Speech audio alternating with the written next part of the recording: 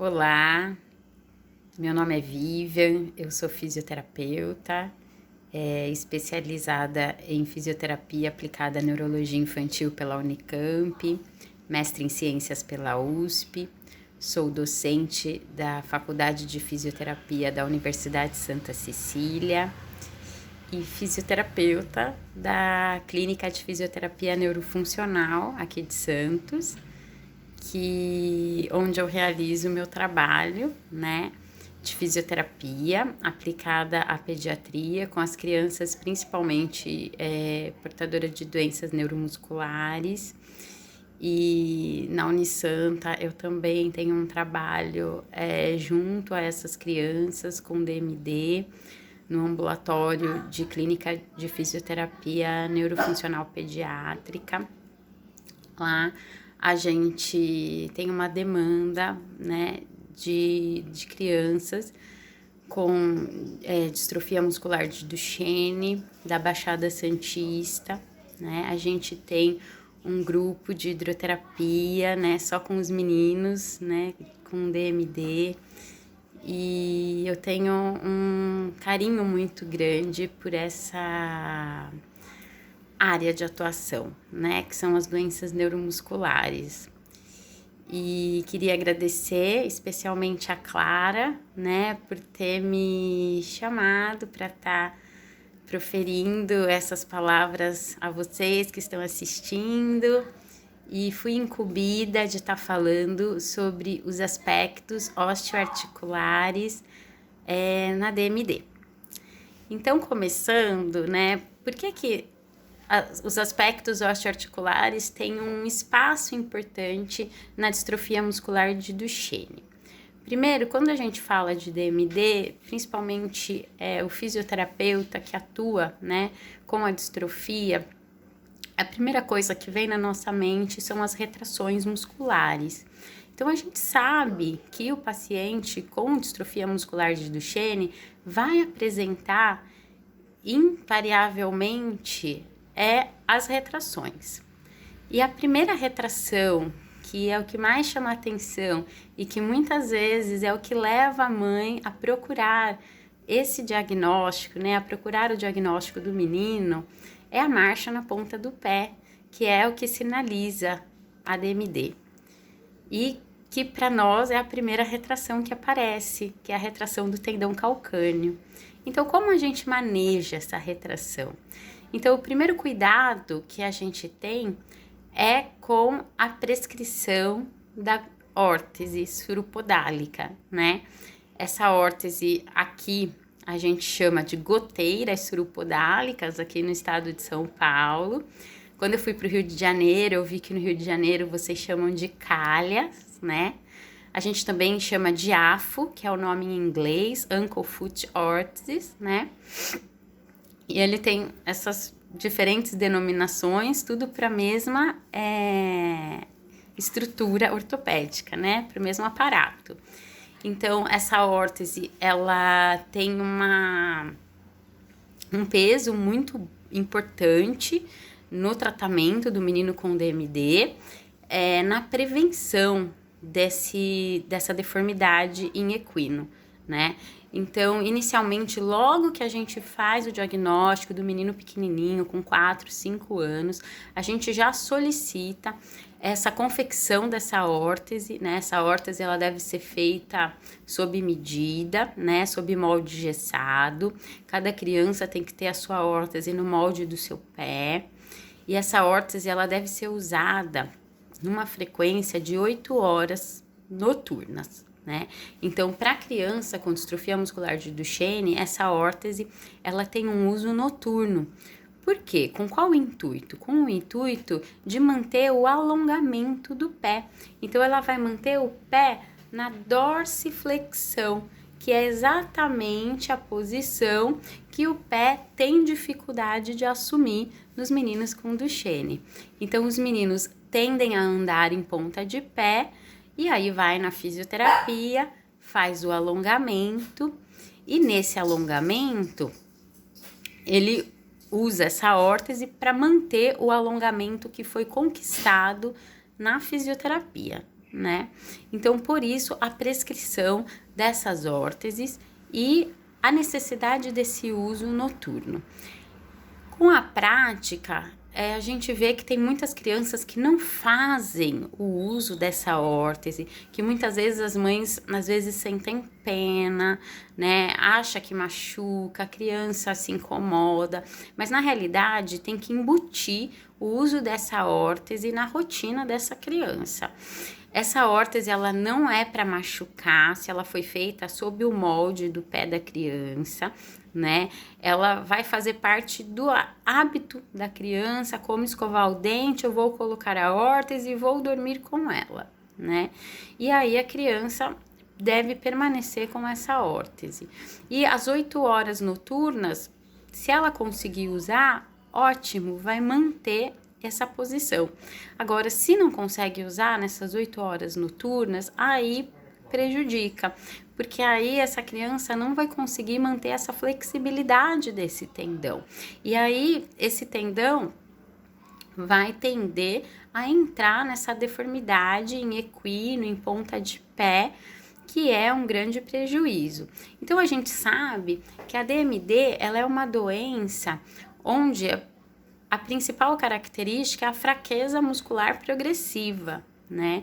Então a gente sabe que as perdas vão acontecer naturalmente pela fraqueza, né?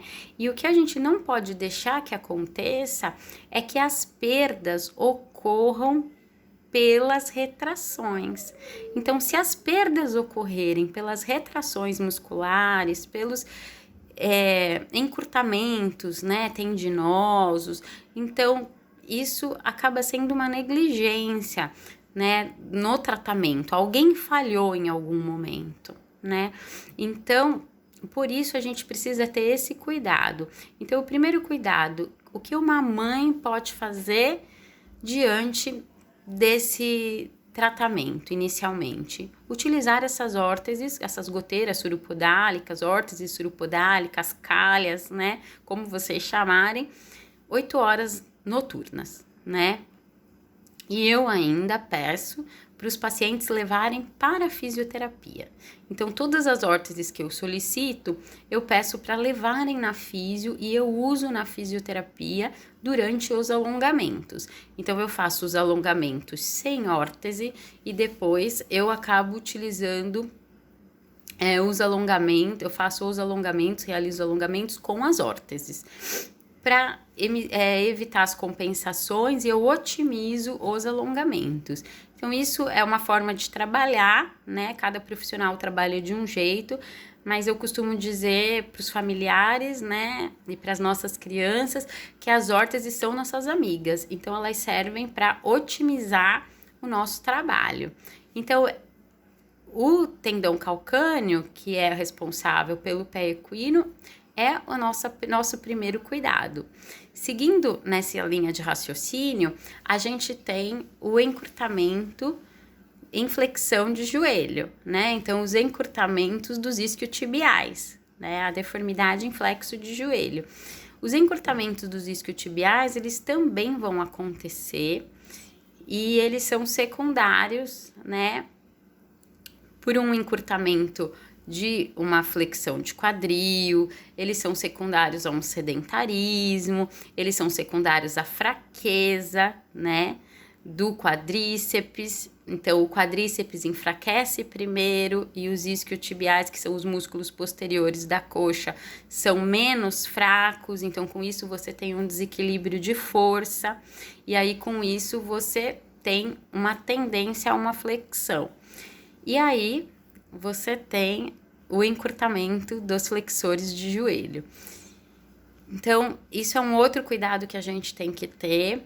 Normalmente, quando eu vou fazer a extensão de joelho do menino deitado, se eu vejo que eu já não consigo estender toda a perna com o menino deitado, então ele tá deitado, fazendo 90 graus de flexão de joelho, e aí eu vou fazer a extensão dessa perna.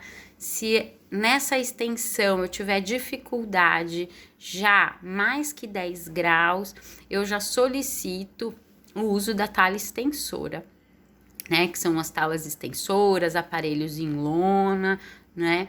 Essas talas extensoras também são feitas sob medida, a gente faz na medida do tamanho da perna da criança.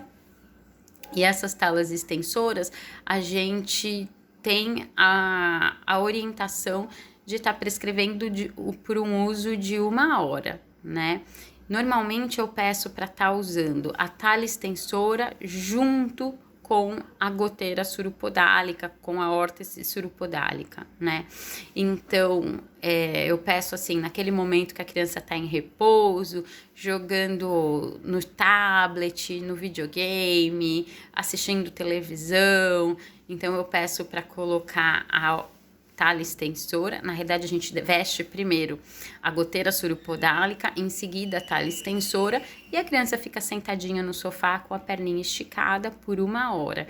E ali você mantém o alongamento tanto dos flexores plantares junto com os isquiotibiais, que são os flexores de joelho. Então, isso é bastante interessante. E eu também peço para a criança que já usa a tala extensora levar essas talas extensoras para fisioterapia. E na fisioterapia a gente também faz os alongamentos, utilizando a tala, utilizando as goteiras. E aí com isso a gente otimiza os ganhos, né? O outro cuidado que a gente tem é com a articulação do quadril. O quadril, ele tem uma tendência a assumir também uma postura em flexo, né? Pela evolução, né? De como a criança vai se ajustando, ela vai tendendo a uma fraqueza abdominal, uma fraqueza dos estabilizadores de quadril, e com isso ela vai caindo numa postura de hiperlordose e uma antiversão pélvica, que leva a essa flexo de quadril, junto com a questão deles serem mais sedentários, ficarem mais sentados, né? E assumir essa posição. Para isso, a gente tem que fazer bastante alongamento nos flexores de quadril. Os alongamentos a gente orienta ficar deitado de barriga para baixo, né? O fato de ficar deitado de barriga para baixo já me favorece uma extensão desse quadril, né? Então isso já é uma boa postura, né? Que vai me posicionar de uma forma melhor. Uma outra orientação são os exercícios de ponte, né? Os exercícios de ponte, eles também auxiliam na ativação do glúteo, e eu ativando o meu glúteo, eu consigo tirar um pouco essa criança dessa posição de flexão de quadril. Então, os exercícios de ponte são muito simples, todos os fisioterapeutas costumam fazer com as suas crianças, então é fundamental que sejam feitos em todas as sessões. Eu acho que é um exercício simples, fácil de fazer, então eu oriento os pais dos pacientes a estarem fazendo. Então, com os pés apoiados, deitado de barriga para cima, com os pezinhos apoiados na cama, levanta o bumbum, né? E aí você vai ver quantas vezes a criança consegue fazer, se consegue fazer 5 vezes, se consegue fazer 10 vezes. Então você faz sem a criança cansar, mas o importante é que entre essa ativação dessa musculatura glútea, né? E a gente tem o outro alongamento, que é o alongamento com o paciente deitado de lado, que tá deitado de lado e você puxa a perna para trás, e com isso você alonga também os flexores de quadril. Mas esses alongamentos, eu acho que é mais interessante pedir a orientação pro fisioterapeuta, né, de cada criança. Olhar, assistir a sessão. Eu acho que a sessão do paciente, ela não deve ser impedida dos pais, né, de participarem. Os pais precisam conhecer o que está sendo feito com a sua criança, para poder reproduzir aquilo que se é feito dentro da sala de fisioterapia, porque senão acontece que nem esse momento que a gente está vivendo, né? Estamos em plena quarentena, momento de isolamento social, e se os pais não sabem o que são feitos com as suas crianças, como é que eles vão reproduzir essas atividades em casa, né? Então a gente tem todo esse cuidado. Outra articulação que a gente se preocupa bastante são as articulações dos membros superiores. O menino com DMD, seguindo essa tendência, né, de encurtamento dos membros inferiores, a gente vai ter também o membro superior numa situação mais para frente, né? Então, primeiro a gente sabe que a doença começa pelos membros inferiores, a característica, né, de progressão.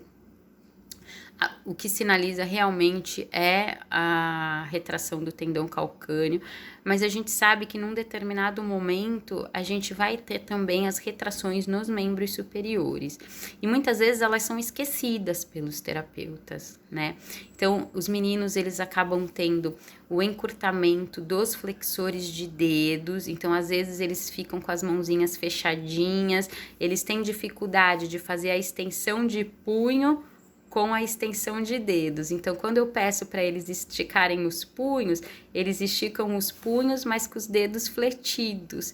Então, isso é uma dificuldade muito comum que acontece com eles.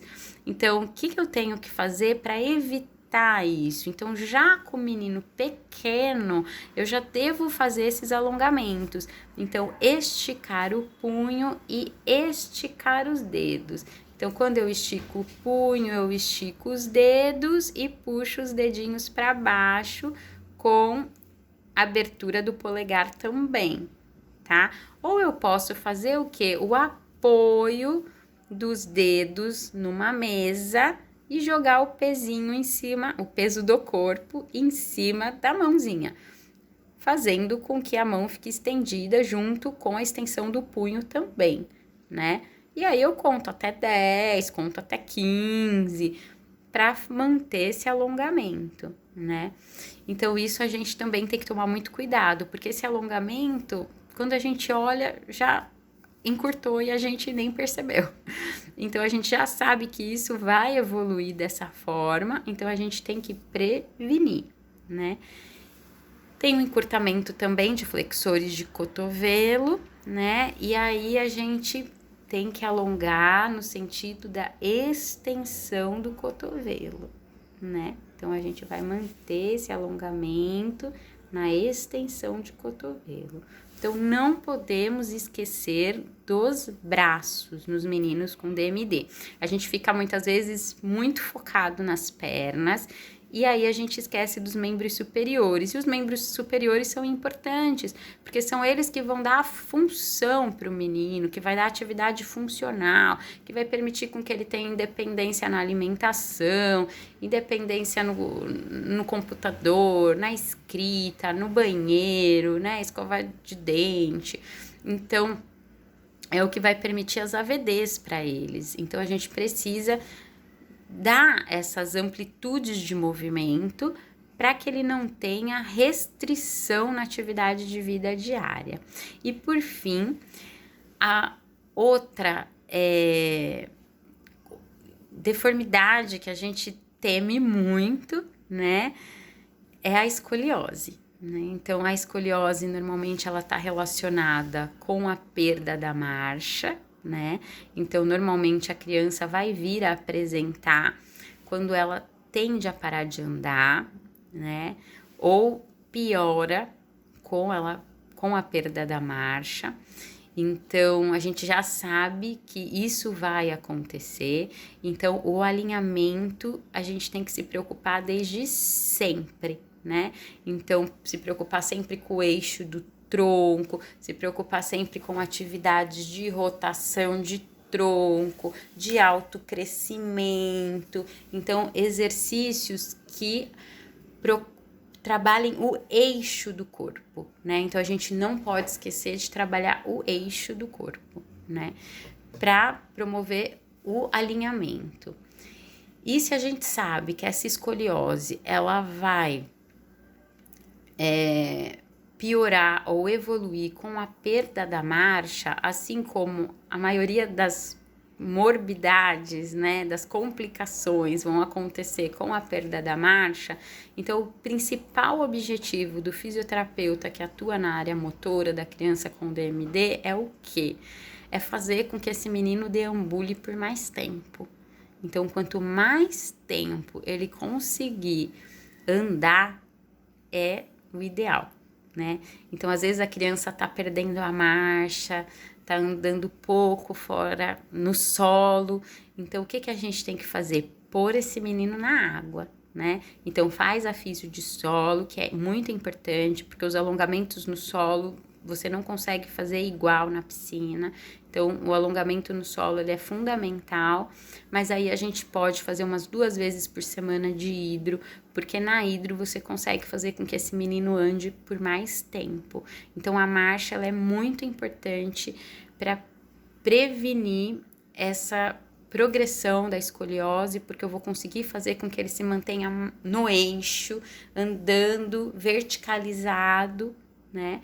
E quando ele for para a cadeira, essa cadeira precisa estar muito bem adaptada para ele. Então, a cadeira de roda tem que vestir o menino, né? Ele não pode estar dançando na cadeira. Ele precisa vestir a cadeira. Então, a cadeira precisa estar encaixadinha nele. Então, se tiver sobrando dos lados, a gente precisa fazer algumas adaptações para ele. Então, essas são as minhas orientações. Espero que vocês tenham aprendido, espero que eu tenha esclarecido algumas dúvidas. Eu estou à disposição, tá? Me siga no Instagram, Fisioped Vivian Vargas, ou no Facebook, Fisioterapia Neurofuncional. Um abraço para todos e que a gente possa passar por esse período com todos ilesos, com paz, com alegria, da melhor forma possível, tá bom? Um beijo, Clara. Obrigada pela oportunidade.